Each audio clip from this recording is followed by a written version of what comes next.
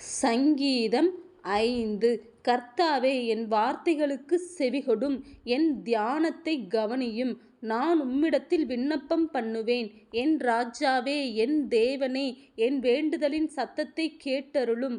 கர்த்தாவே, காலையிலே என் சத்தத்தை கேட்டருளுவீர். காலையிலே உமக்கு நேரே வந்து ஆயத்தமாகி காத்திருப்பேன். நீர் துன்மார்க்கத்தில் பிரியப்படுகிற தேவன் அல்ல. தீமை உம்மிடத்தில் சேர்வதில்லை. வீம்புக்காரர் உம்முடைய கண்களுக்கு முன்பாக நிலைநிற்க மாட்டார்கள். அக்கிரமக்காரர் யாவரையும் வெறுக்கிறீர். பொய் பேசுகிறவர்களை அழிப்பீர். இரத்தப்பிரியனையும் சூதுள்ள மனுஷனையும் கர்த்தர் அருவருக்கிறார். நானோ உமது மிகுந்த கிருபையினாலே உமது ஆலயத்துக்குள் பிரவேசித்து உமது பரிசுத்த சன்னதிக்கு நேரே பயபக்தியுடன் பணிந்து கொள்ளுவேன்.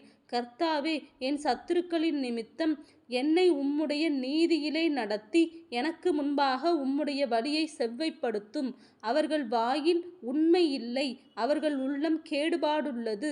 அவர்கள் தொண்டை திறக்கப்பட்ட பிரேத குழி. தங்கள் நாவினால் இச்சகம் பேசுகிறார்கள்.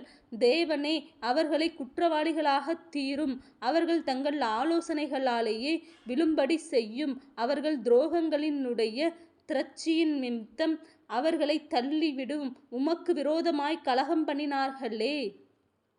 உம்மை நம்புகிறவர்கள் யாவரும் சந்தோஷித்து எந்நாளும் கெம்பீரிப்பார்களாக. நீர் அவர்களை காப்பாற்றுவீர். உம்முடைய நாமத்தை நேசிக்கிறவர்கள் உம்மில் களிகூர்வார்களாக. கர்த்தாவே, நீர் நீதிமானை ஆசீர்வதித்து காருண்யம் என்னும் கேடகத்தினால் அவனை சூழ்ந்து கொள்ளுவீர்.